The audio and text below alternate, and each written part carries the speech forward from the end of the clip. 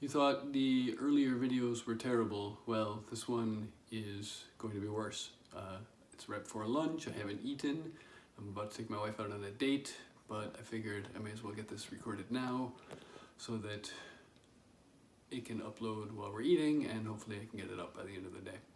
So, not very scripted this one, haven't thought this one out. I'm just gonna go and do what we need to do. That's bad news for you guys because what we're talking about today is really important. We're talking about plagiarism and how to document sources. You'll be doing a lot of this from now on. You have to use a source, one time. I keep emphasizing that. In this paper, in 101, you're gonna have probably 3 or 4 papers in which you're gonna use documentation, and then 102 is all research, okay?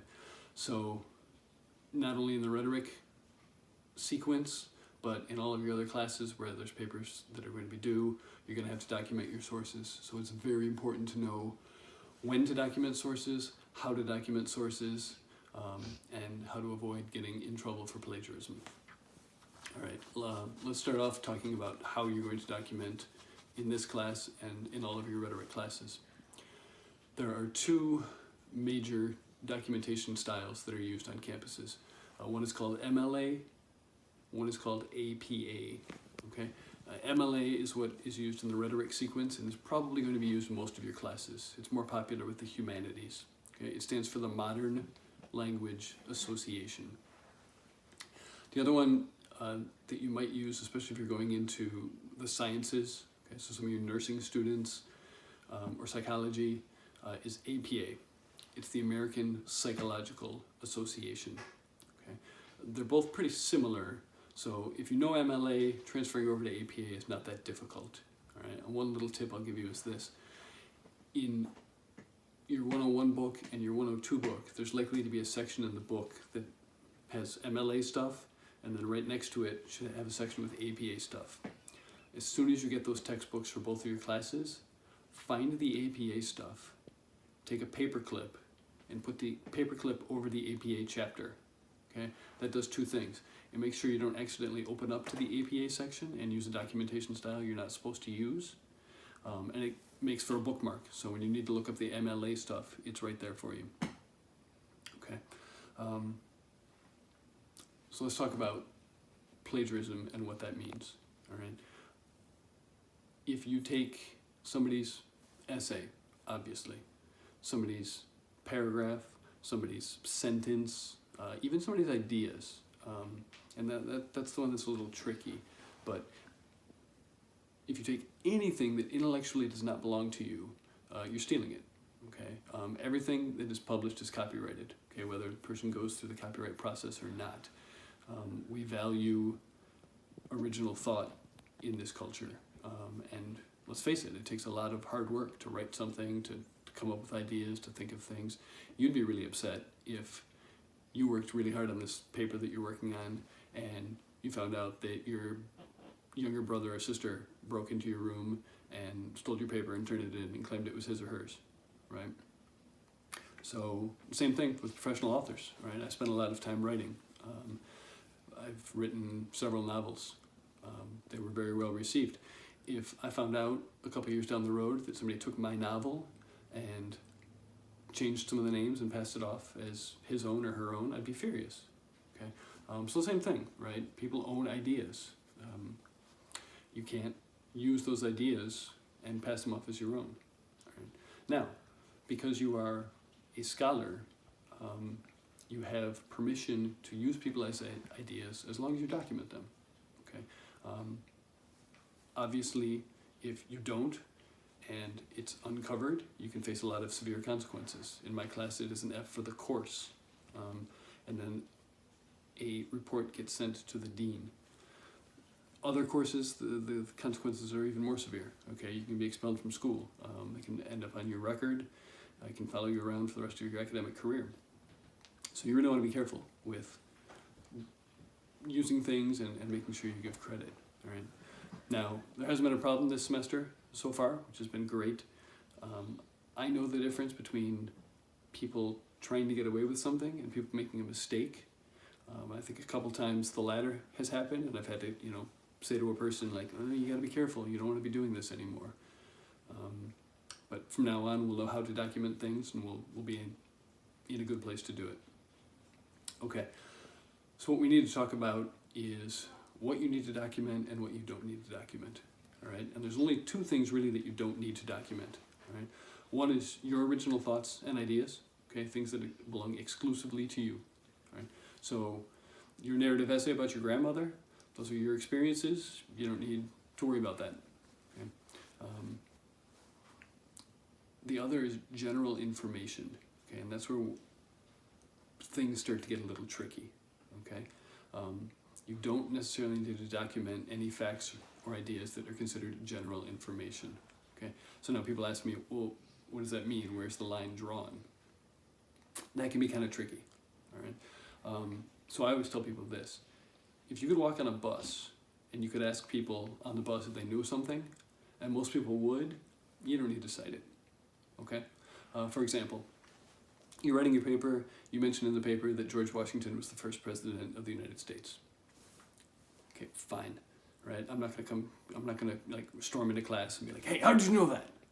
Okay, you'll just look at me like, I don't know, I paid attention in third grade history. Okay, I'm watching you. Right? Now, if you're writing in your essay and you note that William Taft was the 37th president of the United States, he was also our fattest president. He weighed 372 pounds at his inauguration, and that he was so fat that he got caught in the White House bathtub and the Secret Service had to come in and pull him out. That's not something that probably everybody would know. Okay, I'm going to grab you after class and I'm going to say, hey, how do you know something about Taft, President Taft? Okay, and then you're probably going to say, I don't know, I watched a documentary or I read a book about him. I looked him up on the internet. Okay, that's stuff you have to cite. Okay.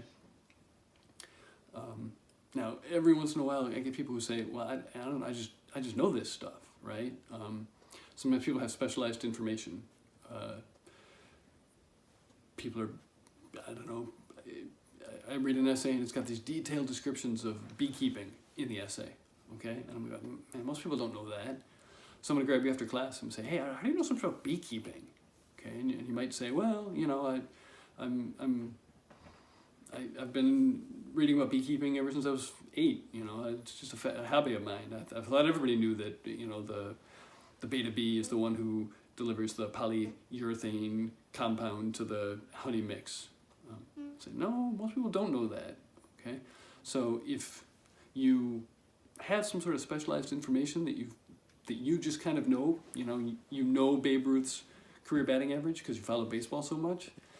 That's something that most people off the street wouldn't know. So even if you can recall that off the top of your head, I'd say go back and look it up and document it. Okay, it doesn't cost you anything except for a few minutes' time, and then you're safe. Okay, so there's a famous expression in business, CYA, cover your behind. Okay, so if you're ever unsure and you're asking yourself, well, do I need to document this? The answer is yes. Okay, look it up, throw in a citation. Then you're safe, you don't have to worry about it. Okay. Otherwise, expect to kind of be confronted by an instructor, and he or she's going to ask, how do you know so much? Okay. So I might have an essay, detailed descriptions about how to build a bomb. Okay. I'm going to grab that student after class and say, look, man, you wrote this process essay. You told me exactly how to build a dirty bomb. How do you know this? This isn't something most people would know. Okay. Person might say, well, I'm a junior bomb builder. I've been in the Junior Bomb Builders Club since I was 12. My parents are bomb builders. My uncle's a famous terrorist. I've been building bombs, for years. Actually, I opened up the backpack. I built this dirty bomb in your class. And I'll probably be like, okay, we're cool. You should probably cite that next time. You should probably document that just to be safe. And I'll slowly walk out of the room and call the police. So know that you might end up having to defend yourself at certain points if you have this kind of specialized information, and your teacher may or may not accept that as a reasonable excuse. But my advice is always, if you think you're going to run into that situation, document it. Okay, take the time, sit down, document your source. Okay. In my class, in 101, 102. if you're ever unsure and you think, do I need to document this? I'd say document it. If not, go to the instructor before the paper's due and say, hey, are we good on this? Do I have to document this? Okay, he or she will help you out.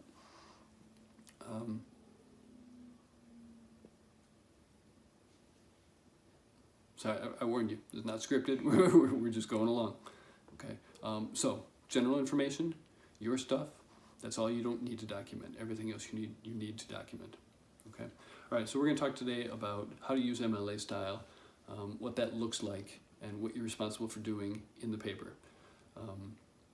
So we're gonna step over here to the computer and I'll show you some examples. This is not edited, so you get to see the transition.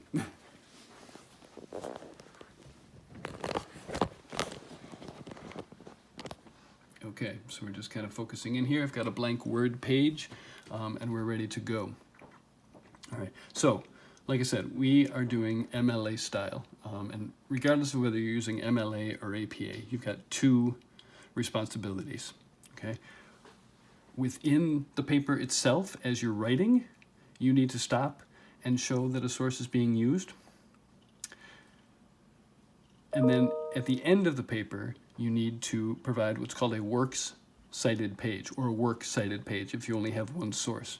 And what that does is it gives me all of the information I need to go to the library, look that source up, and read the entire article. Now we're going to be doing a library tour, a virtual library tour, I believe next class. They're going to show you those databases that I've been talking so fondly about. Something of note is that all of those databases provide the MLA works cited page for you. So all you have to do is cut and paste, and then you've got exactly what you need there, which is really, really nice. But in the meantime, I'm going to show you kind of how to do it so that you know how and you're ready to go. I will, in this video, also show you some resources so you can look some things up if you so need to. Okay, so we're looking at a blank Word page. I've just opened it up. First thing I always do, of course, is go here and fix the before and after to 0. You know, that drives me crazy and I won't accept papers if that's not like that. And go to double space. I'm going to leave it here for a second. You guys should all be familiar with this page. But I'm going to come back to this here. I don't know how well you can see it, but it says special. When we do the works cited page, I'm going to come back to this bar. But for now, I'm just formatting to write a normal paper. Okay, I don't know how well this is going to work because I have to type, but we'll see. Okay, there are three ways to get information into your paper. All right, I guess I'm just going to do this so that you guys can see it. All right, so you might have, wow, you cannot see that, even though it looks pretty big to me. Okay. All right, I need a smartboard. Remember how I used to joke that the school should let me steal a smartboard? If they had, I'd have something here to work with you guys. All right, so you can have a direct quote. You can have a paraphrase. Wow, that's even worse. Direct quote. I told you this was going to be pretty low rent today, right? Paraphrase, and you can have a summary. Okay, so here's your three options, okay? As you are working on your paper, these are the three things you might do in your paper. Now, I always explain this to my one-on-one class. I go over it, I spend a whole day going over it, and then I give a quiz, and they miss this question. So let me make this explicitly clear. Before I get into the differences between each one of these, the important thing to remember is this. Regardless of which one of these three things you do, you must cite your source. Okay, I'm going to tell you the difference between what this looks like in your paper, but whichever one of these things you do, you must cite what you are doing. Okay. Okay, so a direct quote is when you actually take the direct words of a person and you put them in your essay. Okay, you're reading your source, you find something that's really well said, you think, man, if I could just cut and paste that, right? I'm going to take that couple sentences, I'm going to put it in the essay. That's fine. You're free to do that. All right. Remember that if you're going to do that, you must put quotation marks around the direct quote, okay, to differentiate your words from someone else's. So I'm reading the essay. Suddenly I read these 2 or 3 sentences that have direct, quotation marks around it, I understand that that came from somewhere else. I know those aren't your words. Those belong to someone else. Okay? All right. A paraphrase is where you're reading somebody's, let's say you read 2 sentences, okay, and you want to take that information, but you're going to use your own words, okay? Maybe there's some numbers in there that you want to use, a factor or statistic, but you don't want to try to, work this sentence into your narrative. You're just going to relay the information, okay? Perfectly fine, again. You don't put quotation marks around it because these are your words now. It's just not your information. So you're going to, like I said before, provide a citation, okay? No quotation marks, you still have a citation, okay? And finally, we have a summary. A summary is very much like a paraphrase. The difference is, with a paraphrase, you're kind of taking a couple sentences and you're writing your own couple sentences. With a summary, you might take a few paragraphs and write a couple sentences. Okay, you might take a chapter and summarize it in just a couple sentences. So a paraphrase is almost more like a one-to-one correlation, whereas a summary is a larger piece of information that you're condensing down in your own words. Okay, all 3 of these you need to provide a citation for. Okay, anytime I'm reading anything in your paper and I'm asking myself, where did that come from? How does this person know this? You better have a citation or there's going to be a problem. Okay. Now you're required to do 1 of these in your paper, only 1, and you can only do it 1 time. Okay. So like I said, I've had you turn in a draft. 99% of your paper is yours. Maybe 1 sentence is going to be taken from somewhere else, and then you have to document that. Okay. Let me say something else real quick about a paraphrase. A paraphrase doesn't mean that you took somebody's sentence and you changed 1 word. Okay.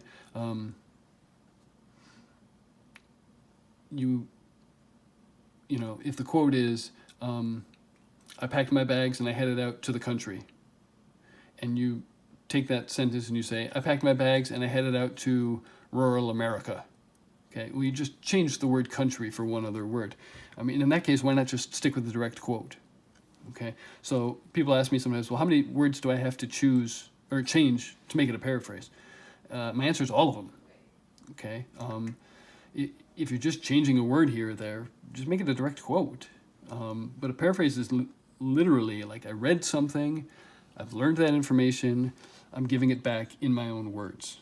Okay, so it's not a fill in the blank, how many words can I change? Like you read it, you've learned it, now give it back to me in your own voice. Okay. Okay. All 3 of these require the documentation that we're going to talk about now. Okay. And like I said, you have 2 responsibilities. You have to show in the paper where a source has been used, and you have to provide a works cited page at the end that shows everything I need to go to the library and find that source. Okay? Okay, so this is where it gets awkward because I'm going to try to be typing. Okay. All right.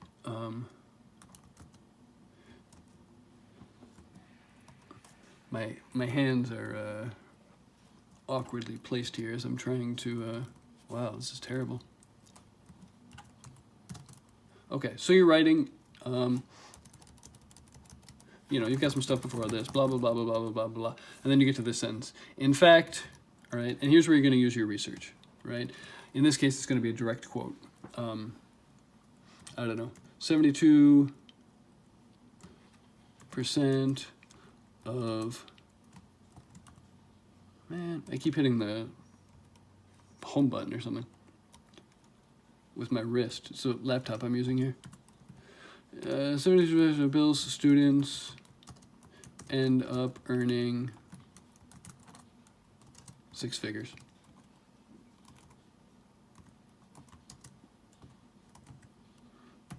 Okay, so that's a quote we got out of a magazine.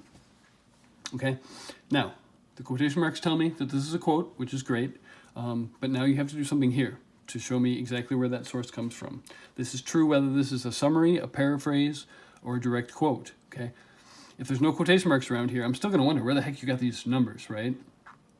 So anytime I'm reading and I get to a point, I go, wait a minute, how do you know that? There better be what we call an in-text citation next, okay? And it looks just like this. You have a parentheses, okay? You have the author's last name. I always use Poe because it's short. And then you have the page numbers. And then the period, okay? So it looks just like this. Now again, as I keep emphasizing, let's say this is a paraphrase, okay? You don't have quotation marks, but I'm still noticing that you obviously didn't poll all these students yourself, okay? So you still have the in-text citation. The parentheses, it's got the author's last name and page number, okay? A couple important things I'm going to say here. I've made the text really big, right, so that you can see this. Does anybody see a comma here? Okay, you shouldn't, and you don't, okay? In an MLA in-text citation, you do not need any commas or anything in the citation. You don't need the word P, here, or PP, or PG, or anything like that. All you ever do, author's last name, space, page numbers, okay? I see this mistake a lot, and I take points off for it a lot. All right, you need to get a C- on this paper. Do not put a comma here and move yourself from a C- to a D+ and end up having to retake the course, please. I think some students learn falsely that you should do this with MLA in high school. You need to break yourself of this habit. There's no punctuation in the in-text citation.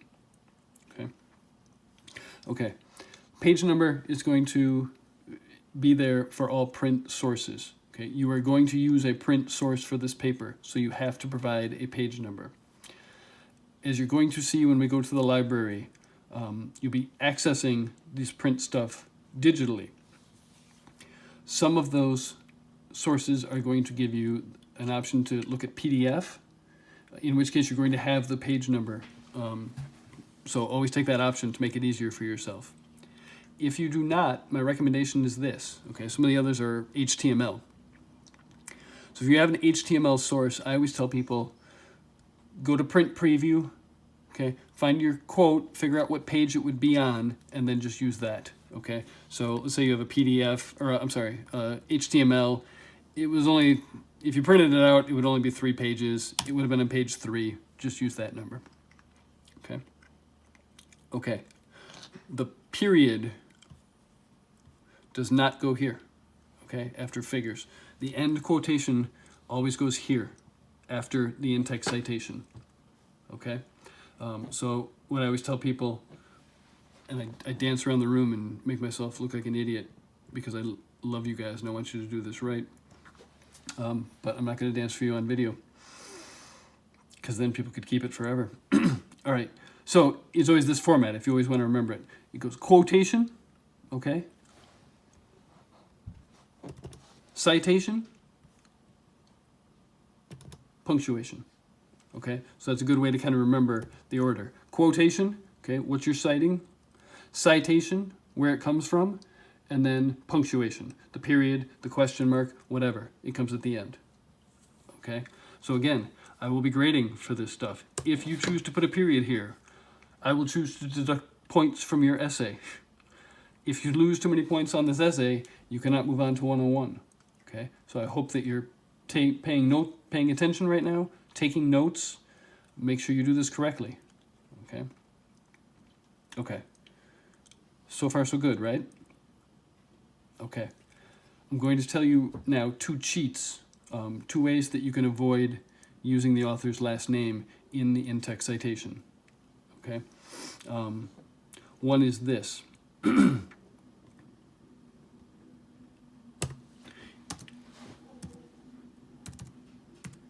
Okay, let's say in the words leading up to your quote, all right, or paraphrase, whatever. If you name the author, the person, your source, in the sentence itself, then you're allowed just to provide the page number. Okay, so anytime I'm reading and I just see a number, I know that that references back to just the author. Okay. In fact, that's the only one I'm going to talk about right now. All right. There's one other example of when you would not have to provide the in-text citation, the author's name in the in-text citation, but you're only going to be using one source for me, so I'm not even going to get into that one today. Okay. So that covers in-text citations. Okay. You've used some information. In your case, you need to do so once in the paper. Okay. After that information, you're going to stop. It's just a little parenthesis that says, hey, Bill, I used a source. And you're going to make that a quote again just because it makes me feel better. Okay, you're going to stop right before the period. You're going to say, hey, time out real quick, Bill. I got this from this source. And this is the page number. Okay, so far so good? Okay, as always, if there's any questions on this, please make sure you email me. If there's many questions on this, I can form a chat board and post some more notes or something. But I really, at this point, hope that everybody's taking notes and making sure that you get this, because if you don't, there can be very severe consequences. Okay, all right, so the second thing you have to do is provide what's called a work or a works cited. Okay, this is where I'm going to get all of the information I need to go to the library and read everything. Okay, few rules on the works cited page. It is always a separate sheet of paper. It's always a blank page at the end. Okay, now it's not that I'm trying to kill trees or anything, but this is the format. Again, you will lose points if you don't make this a separate sheet of paper. Okay. This is always very, very nice for me too, because especially in this assignment, you only have one source. It's only going to take up a little space. That gives me the whole rest of the works cited page to write on. So that's nice. I like that. Okay, so it must be a separate sheet of paper. All right. This is not going to matter for you guys, but so that you know it, the way you organize your works cited page is that it is alphabetized. Okay, so for me, you've only got one source, no big deal. But in 101, 102, I apparently spelled that incorrectly. Okay, where you have multiple sources, it needs to be alphabetized. Okay, now let me tell you the secret to life. If you haven't been paying attention, listen, write this down. Okay, your happiness is directly proportional with how easy or happy you make the lives of your boss, coworkers, instructor, lover, family. Okay? If you are the employee who is always in your boss's office saying, well, something else went wrong, my car didn't start this morning, I'm sorry I'm late, I can't get the project done, you will not be successful. Okay? I'm saying this because the alphabetized rule exists for a reason. Okay? If you have 45 sources and you decide to randomly put them on a works cited page, I have to go through all those 45 sources looking for whoever it is you cited. Okay? If they're alphabetized, it's very easy for me. I can just go up and down the list, I can find what I'm looking for, and I'm done. Okay? So always alphabetize the list. That way it's very easy for your reader to find the sources. Okay? And then likewise, and this is the one people refuse to do right. All right? You have to use what's called the hanging indent. Okay? I don't know how to say this any more clearly. I will deduct points if you do not use the hanging indent. Okay? So what does that mean? What is the hanging indent? Let me show you. Actually, I'm going to show you two things at once. All right, we're going to go over to the library. Okay, like I said, next class, I believe, we're going to have a virtual library tour. They're going to show you all of these crazy cool databases, including the most popular one really is this one in the lower left-hand corner, Academic Search Complete.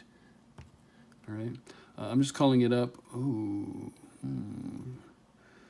username. All right. William Nedrow without Triton password. I hope you guys can't see this. Nope. You can't see my fingers. Good. Nobody's breaking into my thing. Let's see if this works. I think it's been a while since I've logged on here. Okay. All right, so we're going to go over this, or the librarians hopefully are going to go over this next class. I just wanted to pull up an article so you could see kind of what I'm talking about.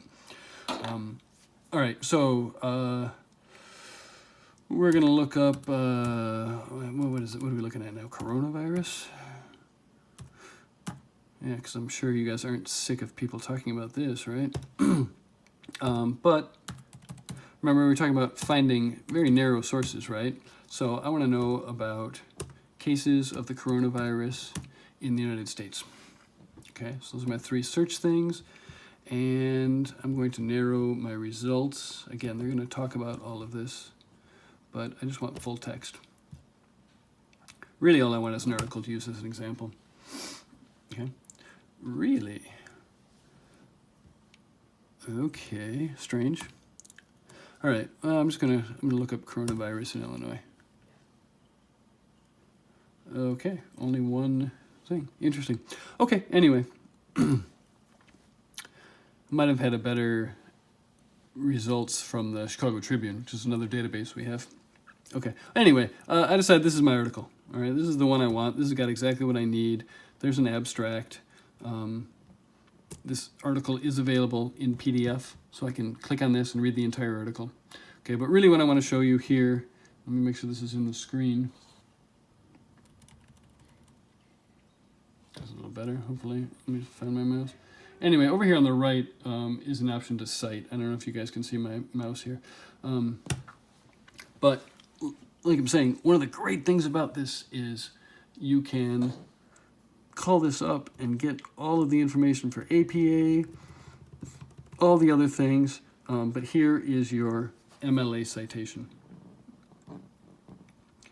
Okay, I'm going to cut it, I'm going to copy it, and now I have it. All right. So when we talk about the hanging indent, all right, it should look just like what I copied a few seconds ago. So, all right. So there's your MLA citation, all right? This is not correct, all right? In order for this to be correct, the hanging indent means that this line, I'll make this bigger, why don't I do that for you guys? That didn't work. Oh, terrible.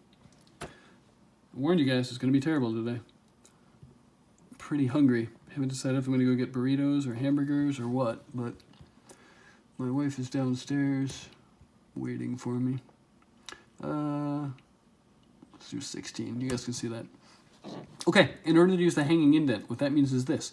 This line, where the entry starts, is left aligned, okay? Every other line, okay? 1, 2, 3, 4, 5. All of these will be indented, 5 lines, okay? So what this does is it gives me a look where Cook Mills, which is what's in the in-text citation, sticks out, and everything else that isn't important is out of my way, okay?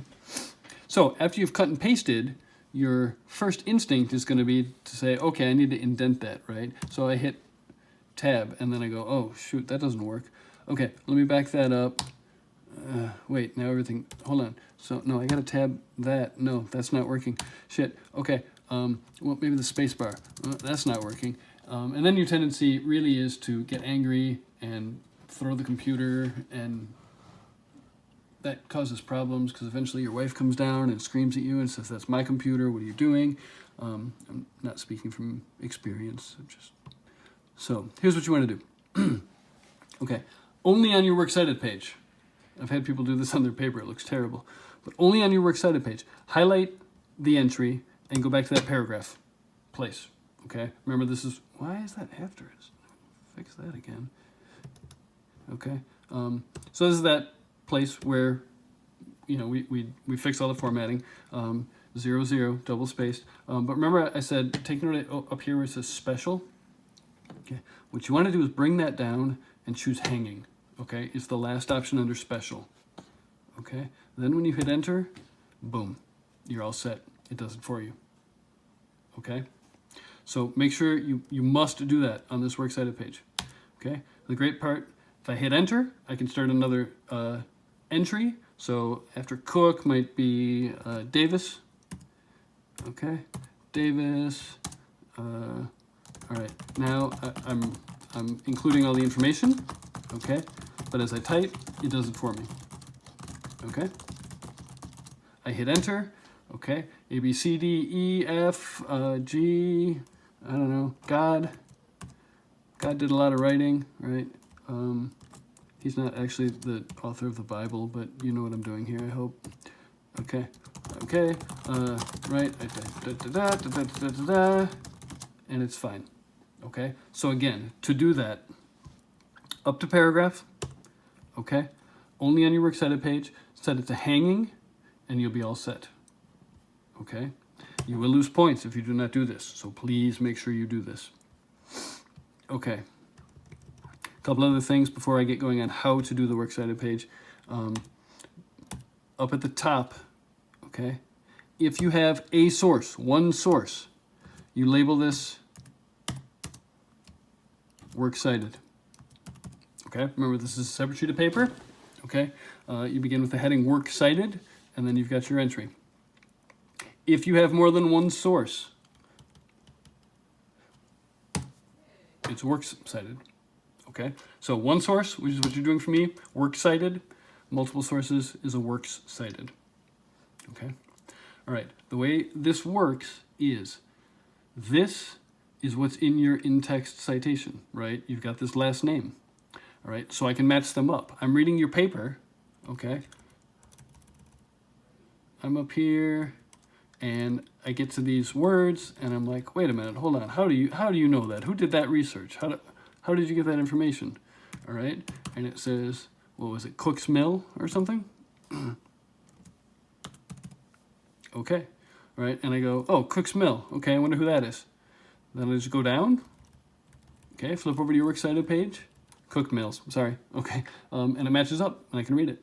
Okay, so if this is somebody's Works Cited page, I know that somewhere in that paper there's going to be an in-text citation with Davis and the number. Okay, God and a number. All right, Cook Mills 544 probably. Okay, because that's the page number that it came off of. Okay, so I'm reading this. You know, I go, oh, who's that? Okay, I match it up, and I'm good to go. Okay, oh, Cook Mills. Okay, oh, J.M. Cook Mills, right? He wrote this. Blah blah blah blah blah blah blah. Okay, I can go to the library. I can find immunology. Okay, if I flip to these pages, I'm going to find this article. I can read it. Okay. Now, what is all this information? How do you get it? What does it all mean? All right. Oh, let me back up. If you're ever unsure what to put in the in-text citation, okay, I always tell people, think about the in-text citation as a hyperlink. Okay, when you're on Wikipedia and you see something that's blue and underlined, you know you can click on it and it'll take you somewhere else, right? That's what this is doing in your paper. Okay, this is a hyperlink to the Works Cited page. All right, so if I see this, I know, oh, wait a minute. If I match that up, then it's going to open up on the Works Cited page everything I need to know to find this source. Okay. So if it's a movie, let's say, do the Works Cited entry first. Okay, you see that the movie title in italics is what comes here first. Put that in your in-text citation. Okay, if it's a website and it's the name of the website in quotation marks, put that in your in-text citation. Okay, so every time, whenever, if it's a picture of me flipping you off, then right here, put that in your in-text citation. Okay, whatever's here, you put that in the in-text citation. So there's a one-to-one correlation. I don't have to think, wait, if sometimes people put like immunology, and I'm like, wait, that's not here. Okay, so whatever's here is what goes in the in-text citation. Okay, and that way it's very easy for me to find. I don't have to do any thinking. The less I think, the higher your grade is. Okay? All right. So, how do we get all this information? What is all this? Okay? again, I'm going back to the library homepage, right?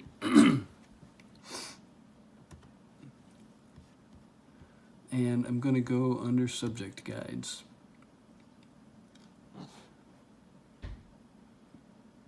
All right, and I'll show you exactly how to, come on computer, there we go. Okay, so this is another page on the library's homepage, the subject guides, but they have a section over here called Avoiding Plagiarism that I like to use as a resource. And I invite you to kind of like play around on this page because there's a lot of really great information here. But what I want to do is find the MLA section. All right, little cheat sheet there on what to cite and what not to cite.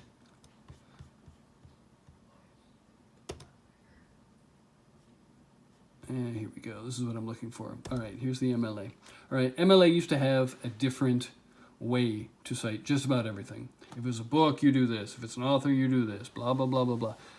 Now what they've done is they've gone to one piece of information for everything.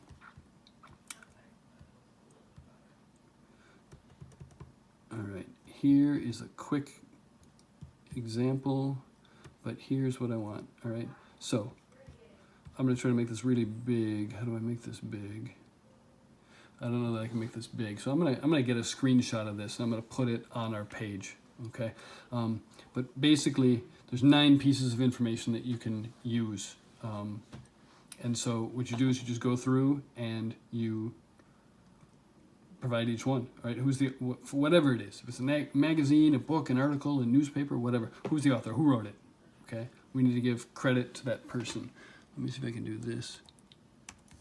That's not working. Okay, or maybe it's control. Hold on a second. Yeah, a little too big there. Sorry. All right, maybe that's a little easier. Okay, so the author's first. There's 3 periods. Okay, so it's always last name, first name, because the last name is what's in the in-text citation. That's what I'm looking for. Okay. Next thing is, what is it you're citing? Okay. Is it an article? Is it a book? What is it like? What is the thing that you are citing? Okay. Now the third thing is a new thing to MLA 8. The title of the container. Okay, and that's what is that thing in?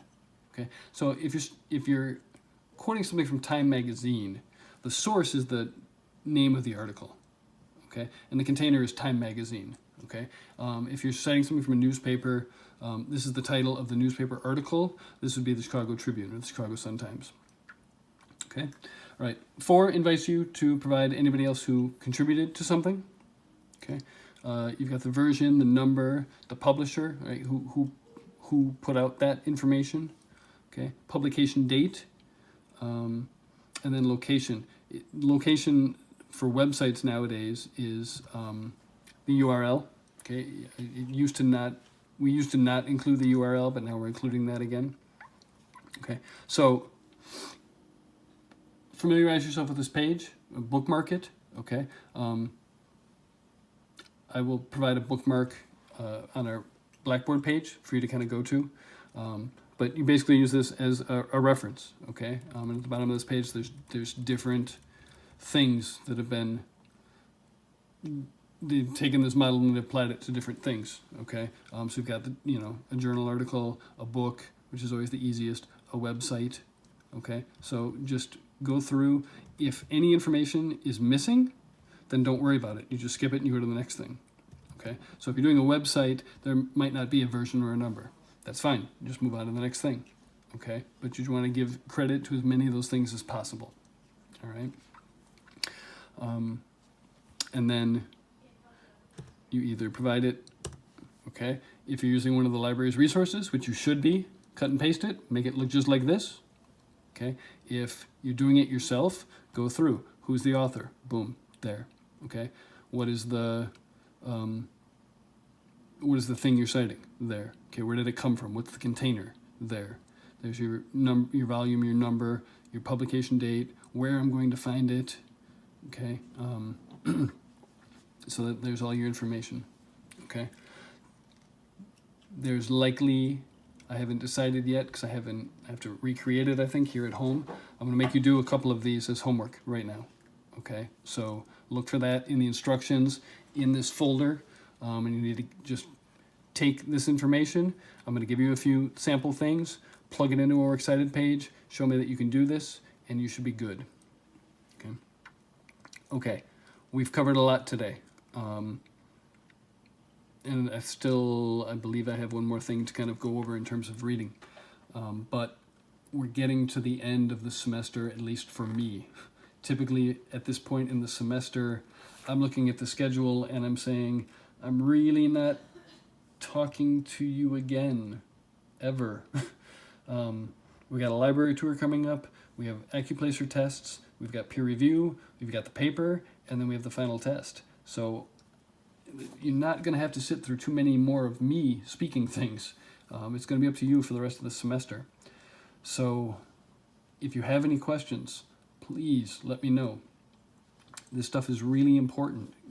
Your ability to do this can be detrimental. Your inability to do this can be detrimental to your academic career, because if you get in trouble for plagiarism, there's no redos. Okay, so I'm going to have you do a little practice for me so that you show that you kind of know what you're doing. And then you'll be put to the test with this 5th paper, because you will have to do all of this stuff. Okay, I will be doing another video today, I believe, my last reading video to prepare you for that reading test. And I think the next thing that most of you guys have, next class, I believe, is a virtual library tour. So I'm waiting for the librarians to get back to me and see how that's going to work. Otherwise, you're stuck with me and my goofy videos even more. So let's hope that's not the case. Hang in there, guys. We're almost done. We're getting to the end. Please be communicating with me, shooting me emails so that I know that everybody's going to succeed and get you ready for one-on-one. Okay, I'm going to go out on a date for lunch, and I hope you guys are having some fun as well. Bye.